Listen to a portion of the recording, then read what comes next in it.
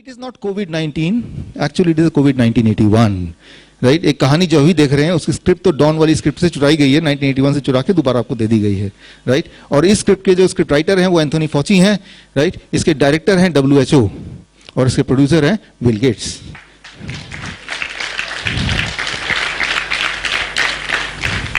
ये जो डायरेक्टर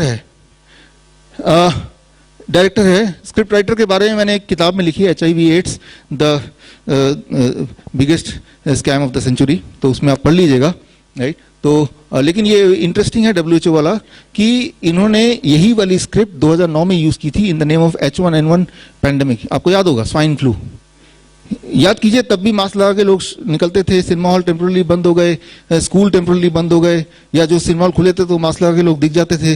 लेकिन तब क्या हुआ, अनफॉर्चुनेटली फॉर WHO, कि एक साल के अंदर अंदर CNN ने भांडा फोड़ दिया कि ये तो पैंडेमिक नहीं है, ये तो फॉल्स पैंडेमिक, इन्होंने फेक पैंडेमिक अनाउंस किया ताकि उनको फंडिंग मिल जाए। $18 बिलियन तब तक WHO ने खर्च कर लिया था, फंडिंग का अपने पास जुगाड़ कर लिया था। और पार्लियामेंट्री, नाम याद रखिए, parliamentary assembly council of Europe, book में है, बुक की कॉपी आपको, बुक की कॉपी मिली है आपको सबको? यस, तो बुक में ये दिया हुआ जो मैं बता रहा हूँ ना, एक एक चीज बुक में है, बुक से ही बोल रहा हूँ मैं एक्चुअली।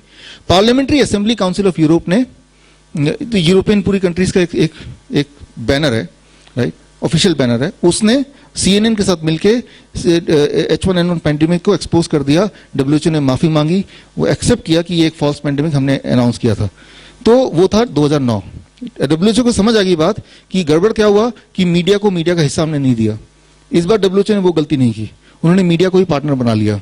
और मीडिया में आपको लगता है बहुत सारे मीडिया को भी कंट्रोल करने थोड़े से लोग ही हैं। इस बारे में हम आगे कभी बात करेंगे, राइट। और चाहे वो डरा के करें, चाहे वो पैसा दे के खिला के करें, लेकिन कंट्रोल करके। अब WHO ने वही वाला पैंतरा जो H1N1 में फेल हो गया था, जो कि HIV में जो चल रहा है अभी तक, वो पास हो गया था, तो सोचा कि एक सुपरहिट मूवी दी जाए इस दुनिया को, राइट। तो ये जो आप देख रहे हैं ये एक सुपरहिट मूवी है। इस मूवी का नाम हम बोलना चाहिए COVID-19 81, राइट। जिस तरह से डॉन तब आई थी, राइट। Thank you.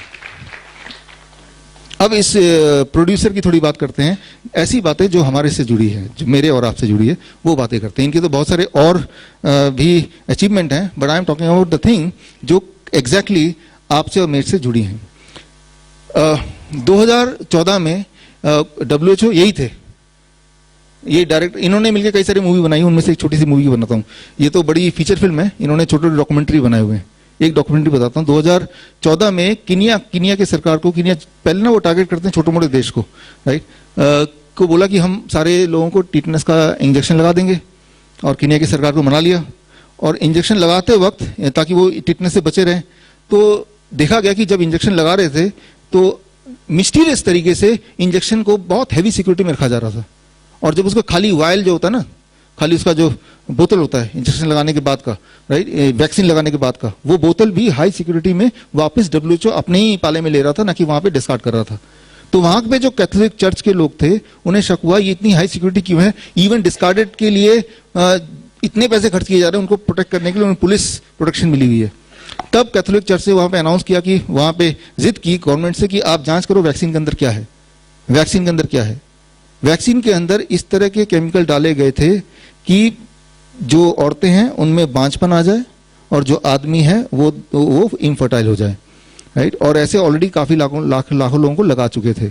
और जैसी गवर्नमेंट ने देखा, उसी वक्त ये निकारागुआ में, कंबोडिया में, किनिया में, जहां पे ये सारी चल रहे थे, उसी वक्त वो डिस्कंटिन्यू हो गया। ये ऐसा नहीं कि कोई इमेजिनरी का, ये डॉक्यूमेंटेड चीजें हैं, आपको साफ ही इसके सबूत सारे बुक में हैं। तो ये तो हुई केनिया उसकी बात। और ऐसा ही एक कैंपेन इन्होंने यहाँ चलाया था हमारे देश में, 2009 की बात है, आंध्र प्रदेश और गुजरात में करीब 23,000 से लेकर 30,000 ट्राइबल गर्ल्स के ऊपर पहले एक्सपेरिमेंट किया था कि, और ऐसे बोला कि आपके सेहत के लिए, ट्राइबल मतलब ऐसे बच्चे, लड़कियां खासतौर पे, जिनको अपनी भाषा में भी अपना साइन नहीं करना आता, तो उनसे कॉन्सेंट फॉर्म पे ठप्पा लगा दिया। तो समझ लीजिए कि वो कॉन्सेंट फॉर्म में ठप्पा कैसे लगाया होगा, कुछ भी बता दिया उनको, और डॉक्यूमेंटेड है कि आपके न्यूट्रिशन के लिए है, आपके सेहत के लिए है। और उनको एक ऐसे तरह के इंजेक्शन लगाए जा रहे थे जो करीब 30,000 लग चुके थे, जिससे उन बच्चियों में बांझपन आ जाए, राइट, अंडरस्टैंड दिस। और ये कहाँ की बात है? आंध्र प्रदेश की बात है, गुजरात की बात है, भारत की बात है। लेकिन तब क्या हुआ कि कुछ बच्चे मर गए लगाने के तुरंत बाद, राइट। और कुछ बच्चों के बहुत गंभीर गंभीर उनके सिम्टम आने लगे। लोकल्स ने बहुत हल्ला मचाया और तब ये डिसकंटिन्यू करना पड़ा मजबूरन, लोकल के हल्ला मचाने इंटरप्ट करने के बाद, राइट। उसमें 2 पार्टनर और भी थे। एक तो था ICMR, Indian council of medical research, ICMR, जिन्होंने ये मास्क लगाने बोला है, ये वही थे।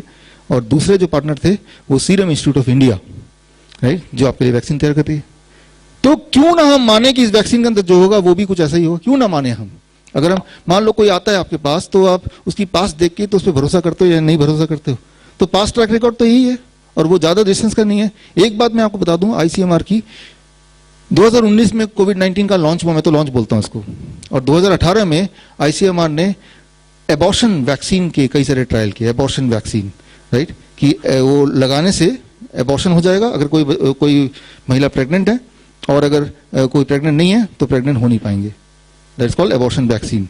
तो वो ट्रायल करने का क्या मतलब था, राइट। और उस वैक्सीन का जो ट्रायल के जो इंग्रेडिएंट थे वो ही कीनिया में कुछ साल पहले उनके वैक्सीन में पाया गया, जिस इंग्रेडिएंट का टिटनेस से कोई रोल नहीं है, राइट।